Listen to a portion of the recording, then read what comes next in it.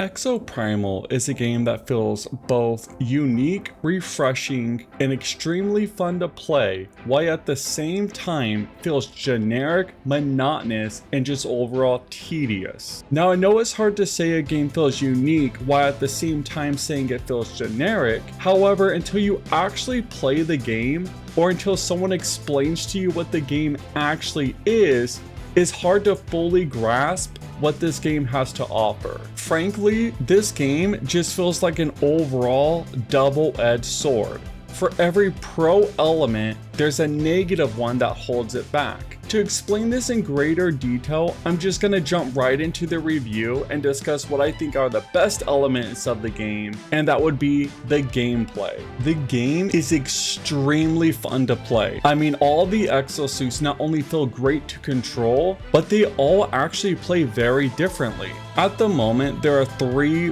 basic roles you could pick from: assault, tank, and support. Basically the holy trinity for any of your typical co-op style games: the tank, the DPS, and the healer. However, after spending some time in each role, I will actually say they are all fun to play, and each class has different variants of exosuits you could pick from. In fact, what's extremely awesome is you can even swap your exosuit on the fly in the middle of a match. So if you realize your team is lacking, say, a healer, you could jump into the role at the drop of a dime. Now, what makes this better is since all the suits are great to play as, oftentimes someone on your team will swap to fill a role that your team's lacking without complaint.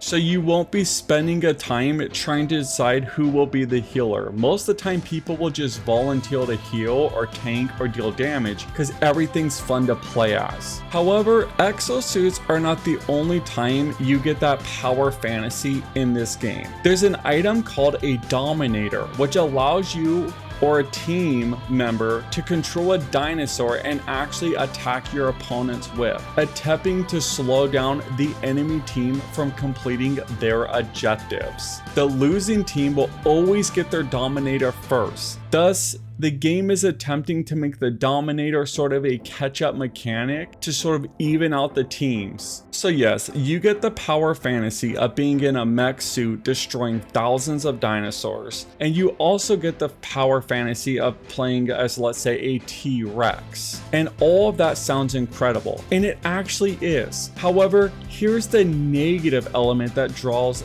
this pro back, and that's the overall lack of content. At the moment, there's only one game mode, Dino Survivor, which wouldn't be so bad if there was a variety of maps. However, there's basically 2 to 3 maps that all pretty much feel the same. Now, another thing lacking in this game is the customization. If you're going into this game expecting to have deep customization options from, let's say, another Capcom game like Monster Hunter, you're going to be very disappointed. This game's customization is basically non-existent. The only thing you're able to change are 3 modules that are simple passives. You're not able to change any of the active skills or the weapon sets. Each exosuit is pretty much locked in to what it does. So yeah, don't go in expecting deep RPG mechanics or customization in this game. Basically, think of this game as an arcade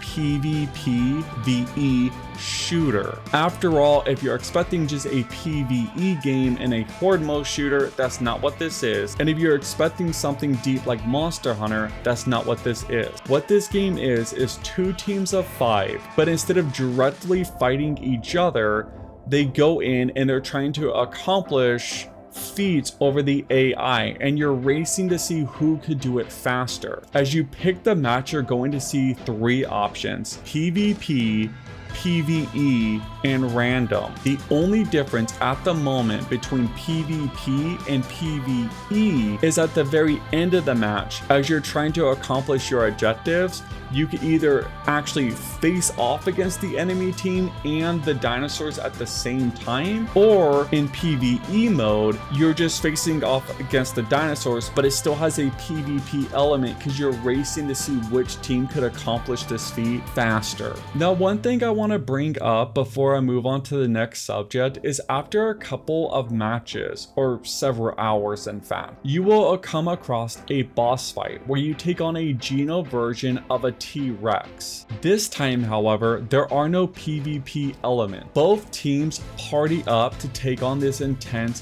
dinosaur. The fight has pretty interesting mechanics that you cannot ignore, and you actually have to learn these. This is not a simple tank and spank type of fight. It's basically a 10-man raid boss where your team can wipe if you're not paying attention. In fact, on my first attempt at this fight, I did die a couple of times because I didn't know the boss's moveset yet. In fact, my overall team actually wiped on this boss fight. However, after a couple of attempts, I was able to conquer the battle by learning the boss's movesets and mechanic. It was fun and engaging, and it added actual challenge to the game, which I greatly enjoyed. Now, while the boss was challenging, it wasn't so hard that you feel like you need a pre-made 10-man group to down it. You are able to beat this boss through matchmaking. So if you're a solo player and you're worried about picking up the game but you don't have friends to play with, or at least a full group of 10 people to do these fights with, do not worry. You can down this boss through matchmaking and it's still quite fun. But let's move on from the gameplay and the content elements and discuss the game's story and why it does have a ton of interesting concepts. I mean, this plot has time travel elements, dinosaurs falling out of giant portals in the sky, a rogue AI, and interdimensional concepts. So yes, they completely threw the kitchen sink at this game's story, and you could tell something interesting is there. However, the execution of conveying the story to the player is done so poorly that you're simply not gonna give a shit about anything going on plot-wise in this game. From your perspective, you're going to play a match that feels exactly like the last 5 matches you've just played. And as the match ends, a cutscene will unlock to further the game's plot. But it feels so out of the blue for you. It just feels entirely disconnected. I mean, think of it this way. Pull up a random YouTube video where they show every cutscene in a Metal Gear game. Now, before you watch each cutscene,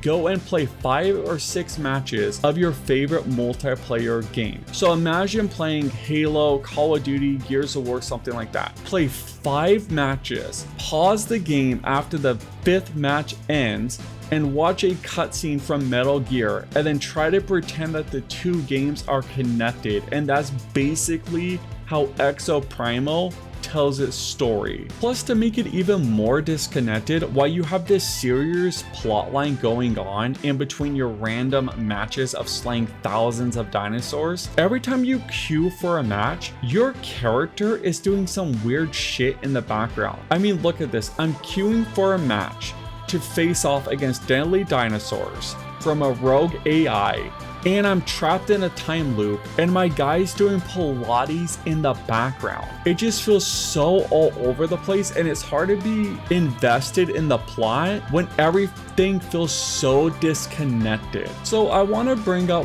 one more thing and the biggest con about this game, and that is the monetization. Now, for full transparency, I have played the game through Gamepass, and realistically, that is how I recommend people getting their hands on this title, at least for right now. This game feels like a free-to-play live service game. After all, it has all the monetization methods we see in those type of games. It has battle passes, it has cosmetic cash shop, loot boxes, basically the entire work, which for a $60 upfront cost is quite a lot to stuff into your game. So yeah, I wouldn't recommend buying this game at full price due to the lack of content and the over monetization everywhere you look in the game. I know Capcom has a vast roadmap for this game, and maybe in the future when they add more content, it will be worth the full price. But I wouldn't buy a game for $60 on the promise it's going to get better in the future. I would wait to see the content and make sure they add it and make sure it's good, and then decide if it's worth my purchase or not. But I want to hear what you guys think. Have you played Exoprimal and are you enjoying your time with it, or have you already gotten bored and moved on? Also, do you think Capcom will continue to support this game and see it become another flagship title for them? Or do you think it's just another multiplayer game that will die and fade away? Let me know your thoughts in the comments below. And if you made it this far and did enjoy the video, let me know by dropping a like. And if you are new, please consider subscribing. As for me, I got a ton of work to do, so I'm gonna get back to the grind, and I'll catch y'all next time. Peace.